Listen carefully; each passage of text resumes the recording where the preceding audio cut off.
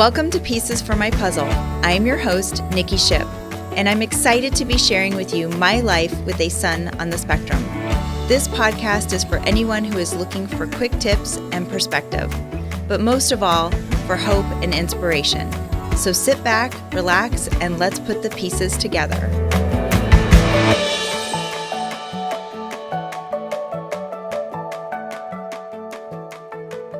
Hi, and welcome back.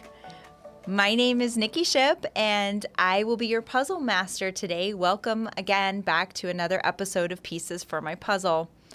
Last week we talked about autistic burnout and how underrated this condition is, and I'll say it again. If you have not heard of autistic burnout or unfamiliar with that term, I highly recommend that you look into that.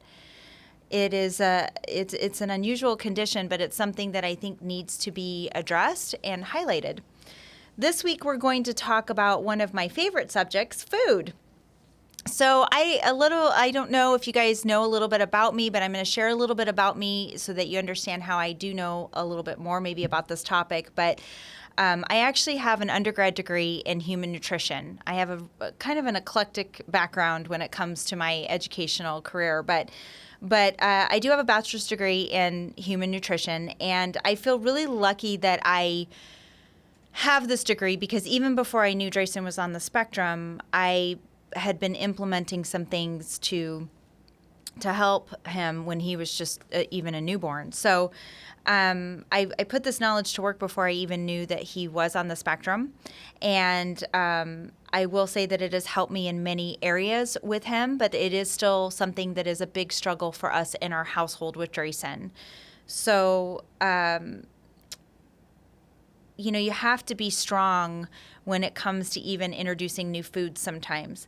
And you have to be open to the fact that it might not work right away, right? I think we can all agree, even with our little ones, like when you first introduce a food, they might reject it.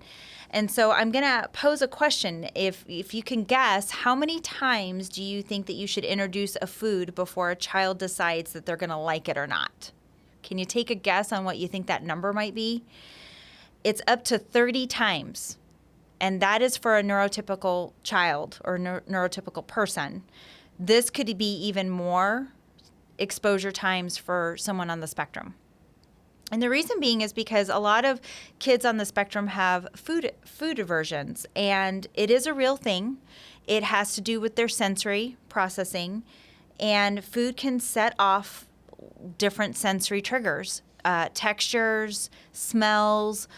There's all sorts of different things that can happen. So you're not just looking at exposing maybe 30 times. I'm going to say you might have to expose 50 or 60 times before the child will take in the food. And I started exposing Drayson at a really young age to foods without even knowing yet that he was on the spectrum. So it's so funny because I do talk to a lot of other parents that have their kids on the spectrum, and they're like, you can get him to eat some vegetables, you can get him to eat some fruits, like I can't get him to eat any of that.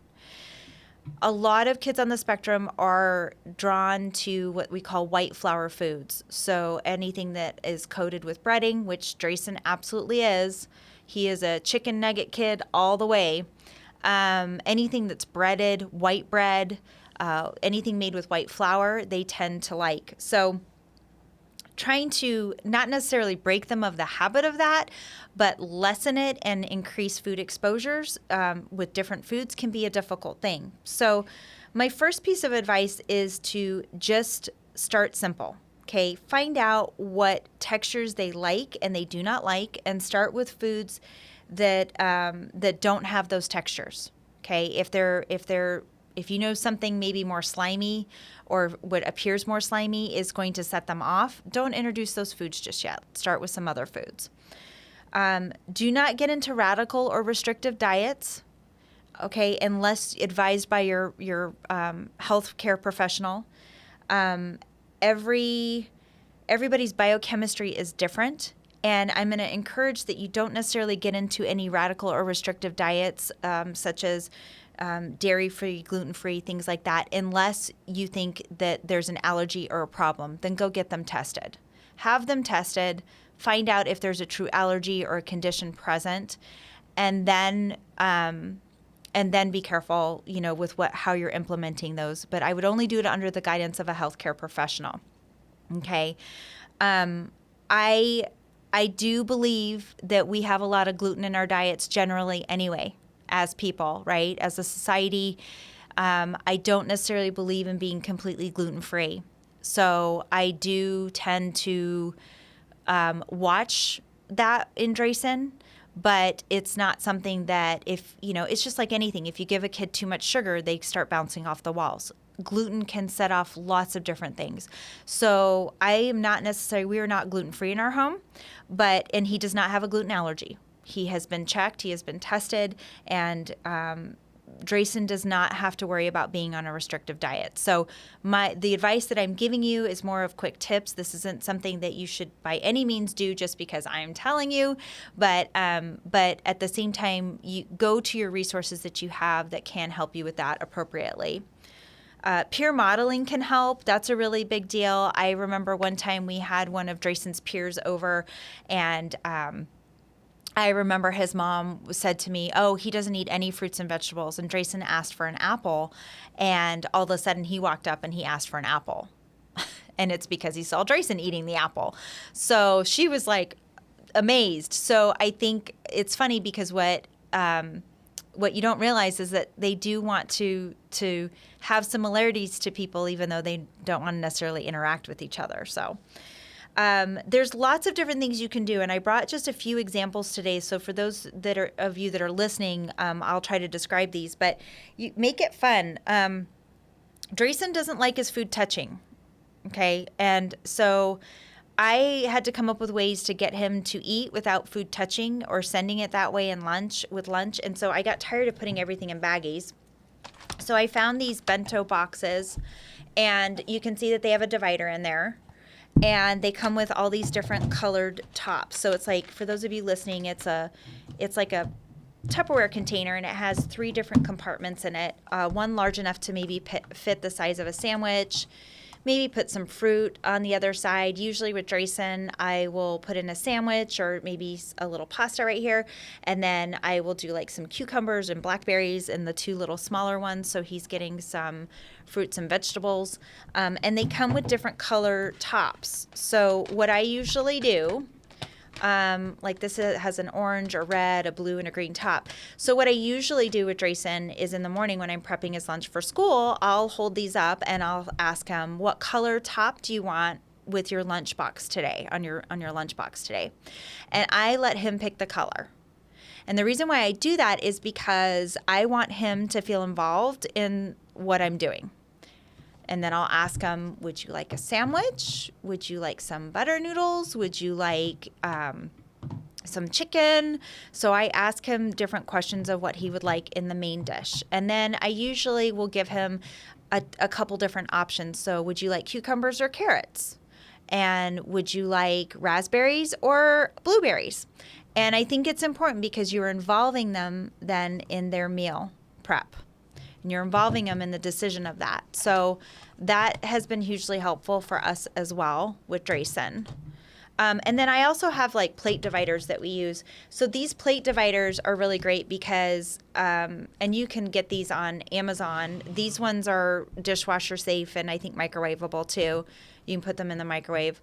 But same thing, because they have the divider, I can separate his food and plate his food, and I know he's eating his food. And then you just got to try to teach them to take their dishes to the sink, which is a whole nother episode. But anyway, those types of things have helped us in our home. And again, including them in where, what would you like on your plate or whatever we're serving, even letting them decide where to put it on their plate divider could sometimes speak volumes for them. So research, there's a couple terms I'm going to shout out here to you guys that I'm going to encourage you guys to research. One is called food chaining, and the other one is called sensory-based food play. Both are methods that you can help introduce new foods.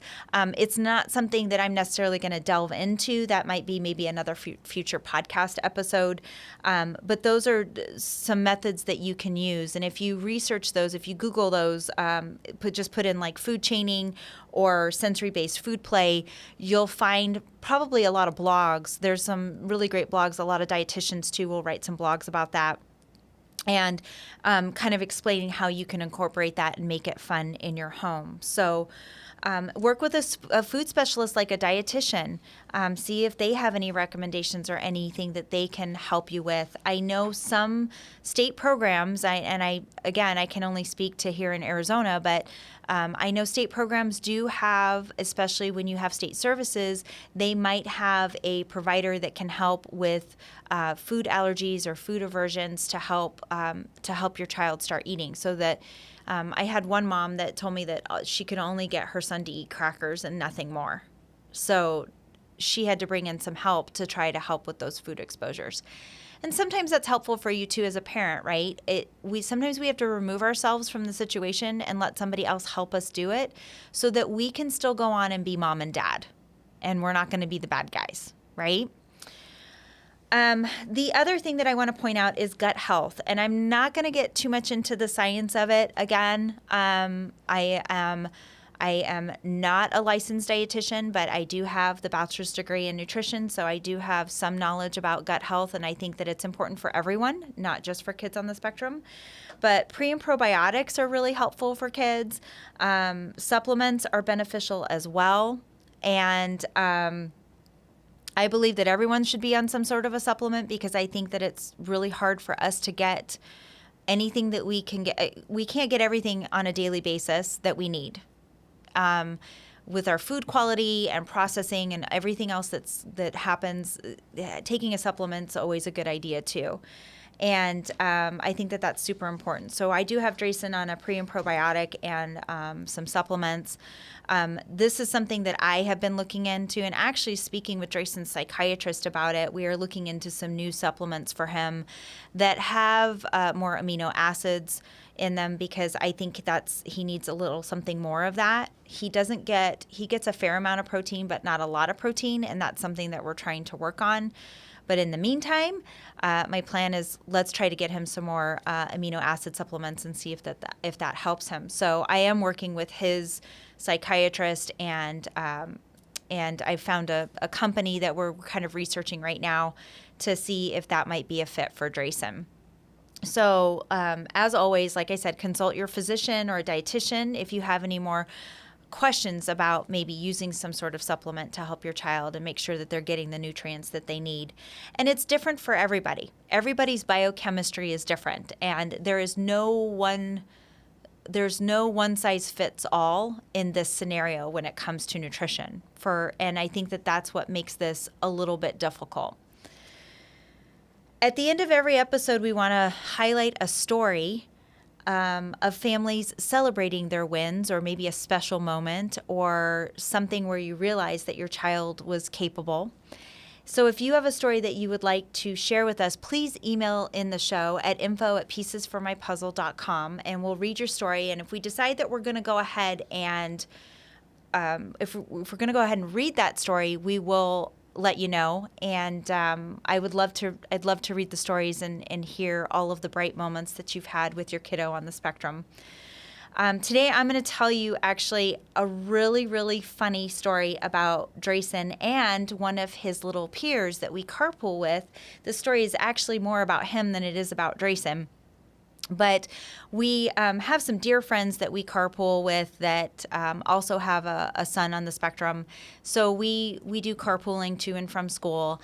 And we were driving to school the other day, and this particular bright, young, sweet boy was talking to me a lot about dinosaurs. And in comparison to Drayson, he's extremely verbal. He talks really well. He speaks very well, versus Drayson kind of speaks more in fragmented sentences.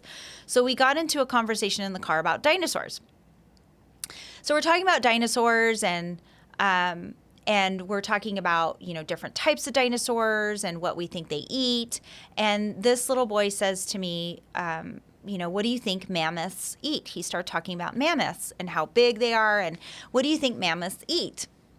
And I said, I don't know. What do you think they eat? And the reason why I asked him was because I figured, he's probably read something in a book, and he probably has some fun facts, and he probably knows more about this than I do.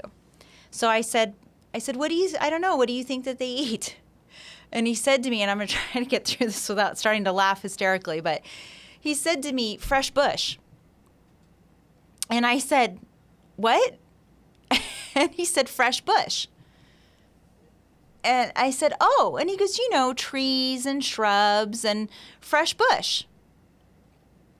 I said, oh, you mean fresh greens? You mean fresh greens? And he says, yeah, fresh bush.